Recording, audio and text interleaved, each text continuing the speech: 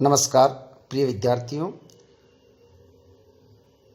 हिंदी अनिवार्य कक्षा 12 सृजन पाठ्य पुस्तक के बिहारी पाठ से हमने कुछ दोहे पूर्व में पढ़ लिए थे। आज वाली वीडियो में जितने भी जो हम दोहे पढ़ेंगे उनमें से सबसे जो जटिल है वो यही है। अजो तरियो ना ही रहियो श्रुति सेवतिक रंग, नाक वास बेसर लयो बसी मुक्तुन के संग।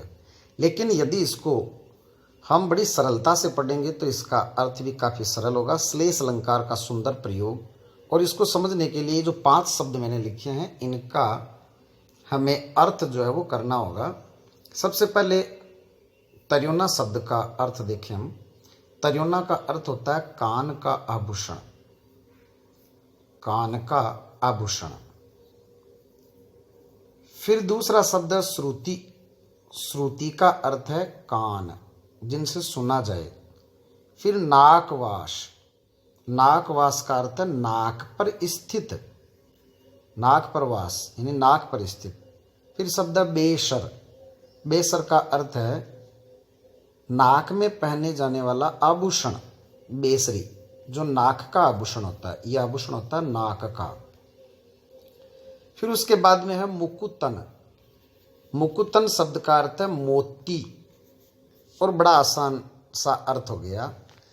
अजो तर्योना, आज तक, तर्योना यानी कान का आभूषण, श्रुति यानी कान, सेवतिक रंग, कानों की सेवा एक रंग से यानी एक भाव से, एकनिष्ठ भाव से करता आया है। कानों के अंदर पहने जाने वाला जो तर्योना है वो एकनिष्ठ भाव से उसकी सेवा, अर्थात उसके साथ, उसमें पहना जाता है, उसके साथ रहता है, कभी उसका साथ नहीं छोड़ता। नाकवास बेसरी लेयो, और नाक पर स्थित होकर के जो बेसर है यानी नाक का आभूषण है। बसी मुक्तुन के संग, वो मोतियों के साथ बसता है। दोनों में अंतर देखें।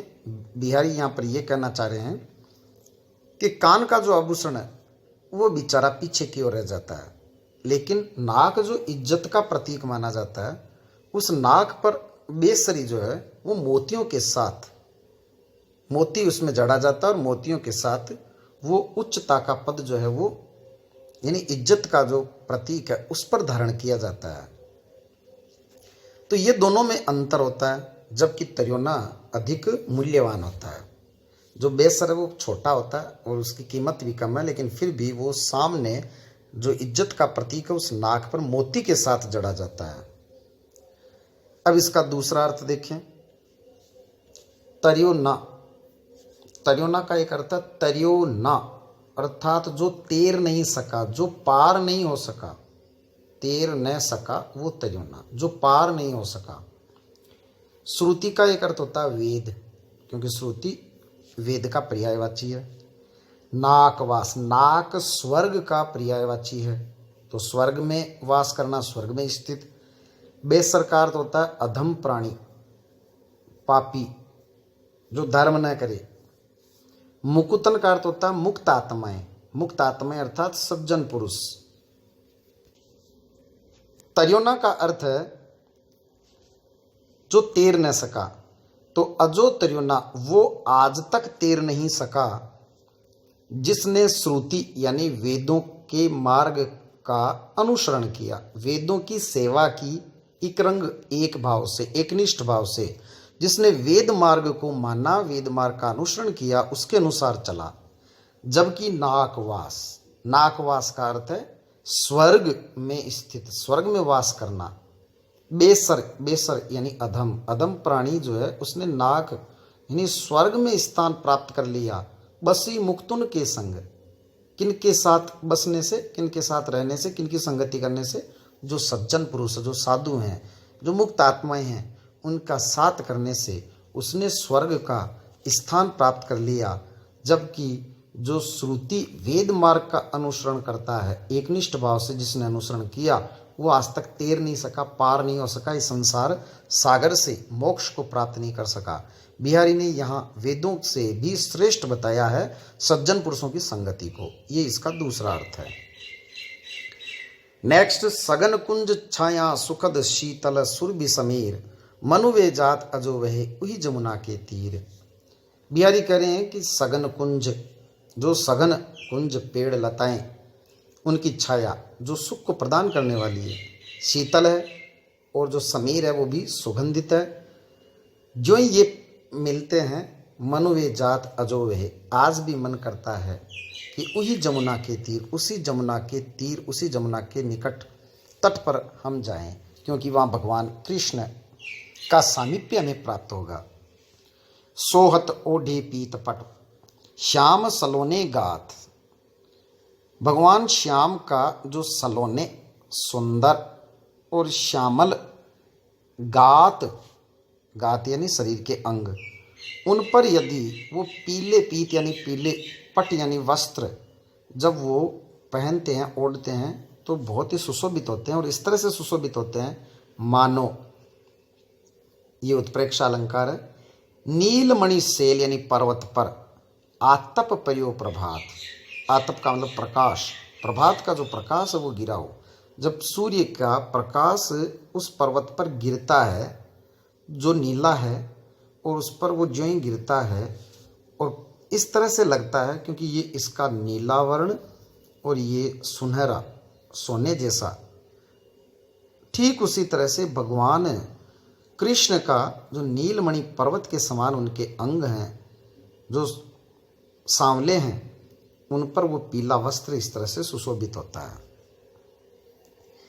इही आस अटक्यो रहतु अली गुलाब के मूल, इस आशा से ही अटका रहता है अली यानी भंवरा जो भ्रमर है, वो गुलाब की जड़ से, क्योंकि गुलाब का जो फूल है, पुष्प है, वो उस पर नहीं है और वो झड़ चुका है, वो गिर चुका है, लेकिन वो उस जड़ के चारों तरफ मंडराता रहता है इस आशा में वे है फिरी बसंत ऋतु, कि बसंत ऋतु में वो फिर से खिलेगा। इन डारन वे फूल, इन डालियों पर पुनः फूल खिलेंगे। ठीक उसी तरह से विपत्ति के समय या विपन्नता की स्थिति में व्यक्ति अपनी आशा को नहीं छोड़ता और उसके जो मित्र हैं वो उसके चारों तरफ मंडराते रहते हैं। को छूट्यो ई जाल परी कत कुरंग अकुलात, कुरंग यानी जो हरिण है वो व्याकुल होकर के शिकारी के द्वारा जो जाल में वो फंस चुका है उससे वो छूटने का जब प्रयास करता है वो नहीं छूट पाता। को छूट्यो ई जाल परी कत कुरंग अकुलात, ज्यों ज्यों सुरजी भजो चाहत, ज्यों ज्यों वो सुलझ कर भागने को चाहता है त्यों त्यों उर्जत जात, त्यों त्यों उस जाल में अधिक फंसता जाता है। उसी तरह से माया के जाल में यदि कोई फंस जाता है फिर वो जब सुलझने का प्रयास करता है तो वो अधिक उलझता जाता है। इसलिए माया के जाल से दूर रहें। बतरस लालच लाल की मुरली धरी लुकाए, बतरस लालच बातों के आनंद, बातों के रस के लालच में लाल यानी भगवान कृष्ण की मुरली को छिपा लिया गोपियों ने। सोह करे सौगंध खाती है, देन कहे नट जाए, भगवान कृष्ण के सामने सौगंध खाती है कि हम तुम्हें मुरली दे देंगी, हमें थोड़ी मीठी बातें सुनाओ। भोहन हंसे, और भों में संकेत में इशारे में आपस में हंसती है, देने को कहती है फिर मना कर देती है क्योंकि वो भगवान कृष्ण से बातें करना चाह रही है, भगवान कृष्ण की बातों के लालच में। नेक्स्ट, नाच अचानक ही उठे, अचानक से नाच उठे। बिनु पावस बन मोर, वन के जो मयूर हैं वो बिना पावस, बिना वर्षा ऋतु के ही अचानक ही नाच उठते हैं। जानती हो नंदित करी यह दिशि नंद किशोर, लगता है ऐसा जान पड़ता है कि आनंदित कर दिया संपूर्ण दिशाओं को नंद किशोर ने। जब वो इधर से निकलते हैं, जब वो दिखाई पड़ते हैं तो वो संपूर्ण दिशाओं को आनंदित कर देते हैं, जिस कारण से बिना वर्षा ऋतु के ही वन के जो मोर है वो अचानक ही नाच उठे। जहाँ बिनु शब्द आता है वहाँ विभावना अलंकार होता है, बिना कारण के ही जब कार्य होता है। लेकिन जो मैंने पहला वाक्य बोला था कि जहाँ बिनु शब्द आता है वहाँ विभावना अलंकार होता है, ध्यान रखें सदैव नहीं। अलंकार जब चमत्कार उत्पन्न करता है तब अलंकार होता है। यदि कोई ये कहे कि बिना वर्षा के फसल अच्छी नहीं हो सकती, यहाँ विभावना अलंकार नहीं है, इसमें कोई चमत्कार नहीं है, ये तो बिल्कुल सही बात है कि बिना वर्षा के फसल नहीं होगी। लेकिन यदि ये कहा जाए कि बिना वर्षा के ही फसल हो गई तो ये विभावना अलंकार है। लिखन बैठी जाकी छवि, गही गई गर्भ गरूर, भय न केते जगत के, चतुर चितेरे कूर। चितेरे का मतलब चित्रकार, वर्णन करने वाले। जो चतुर का मतलब चतुर, चितेरे चित्रकार, वर्णन करने वाले। लिखन बैठी जाकी छवि, जिनकी छवि का लिखने के लिए बैठे, वर्णन करने के लिए बैठे, ऐसी सुंदर जो नायिका है जिसका वर्णन कोई नहीं कर सका।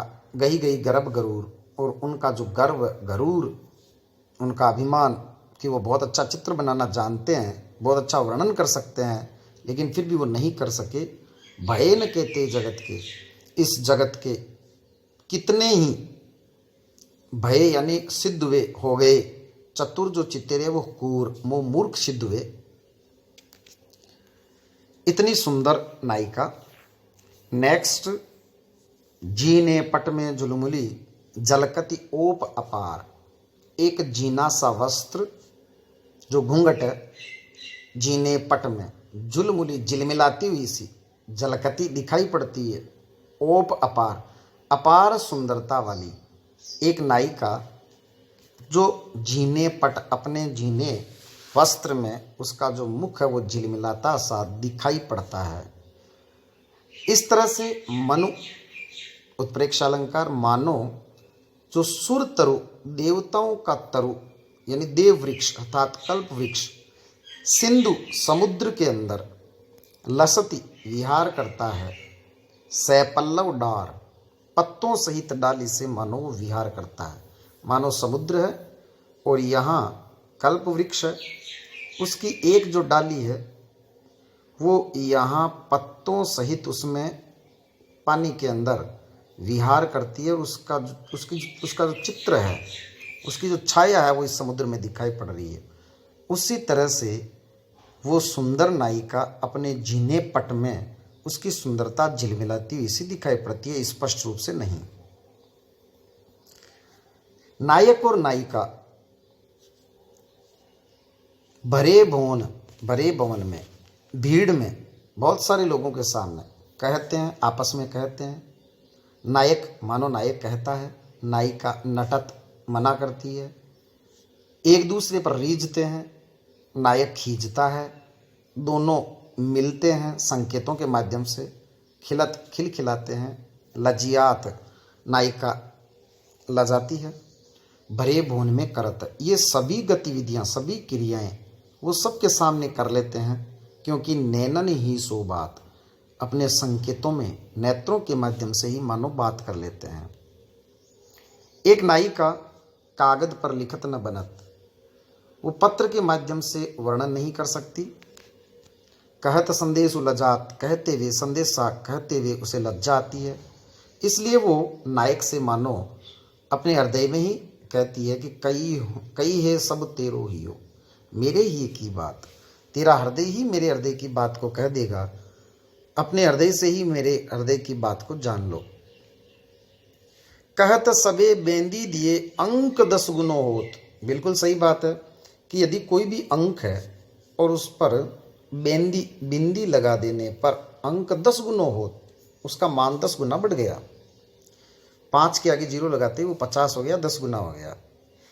तीय लीलार बेंदी दिए, तीय यानी त्रिया अर्थात स्त्री नारी, यदि नारी के ललाट पर बिंदी लगा दी जाए, अगणित तो अगणित 10 गुना नहीं, अगणित बढ़त उदोत, तो उसका उदोत यानी उसकी सुंदरता अनगिनत बढ़ जाती है, 10 गुना नहीं अगणित।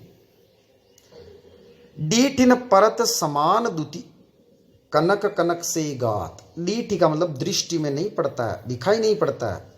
समान दुति, समान प्रकाश के कारण से, समान आभा के कारण से।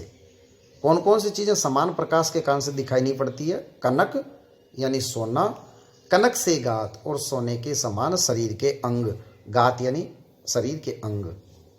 एक नायिका जिसके शरीर के अंग सुनहरी आभा के कारण से, गौर वर्ण के कारण से, उसने जो अपने भुजबंद, हार, जितने भी जो उसने आभूषण पहन रखे हैं वो दिखाई नहीं पड़ रहे हैं, क्योंकि दूर से देखने पर वो आभूषणों का रंग भी वैसा ही होता है और उसके यहाँ अतिशयोक्ति अलंकार है और उसके जो शरीर के अंग हैं वो भी सुनहरी आभा के कारण से आपस में वो इतने जो है उनका मिश्रित रूप हो गया कि वो दिखाई नहीं पड़ते हैं। भूषण कर कर्कश लगत, भूषण यानी आभूषण।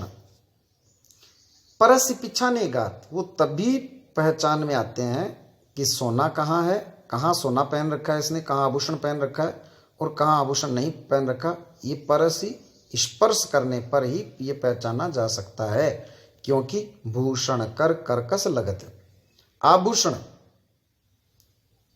जब उनको छुआ जाए तो आभूषण तो कर्कश लगते हैं और उसके जो अंग हैं वो अति कोमल, तो केवल स्पर्श करके ही पहचाना जा सकता है। जब उनके हाथ लगाया जाए, अंग अंग नग जगमगत, एक नायिका जिसका प्रत्येक अंग नग हीरे मोती इन सब से जड़े हुए आभूषण पहनने से जगमगा रहा है। दीप शिखा सी देह है, और उसका जो शरीर है वो दीप शिखा के समान जगमगा रहा है। इसलिए दिया बढ़ाए हूँ रहे, जो ही दिया बढ़ा दिया जाता है, बुझा दिया जाता है, बड़ो उजारो गेह है। तो गेह यानी घर, घर में अधिक उजाला हो गया, क्योंकि जो ही दिया बंद किया, दिए को बुझाया, दीप शिखा के समान देह होने के कारण नायिका का शरीर जगमगाने लगा और उससे अधिक उजाला हो गया। अतिशयोक्ति अलंकार। इस तरह से बिहारी का ये अध्याय समाप्त हुआ। जिन्होंने सब्सक्राइब नहीं किया वो हमारे इस चैनल को सब्सक्राइब करें, बेल आइकन जरूर दबाएं, उसके पास में घंटी वाला निशान, ताकि नया वीडियो अपलोड होते आपको सबसे पहले सूचना मिल सके। धन्यवाद।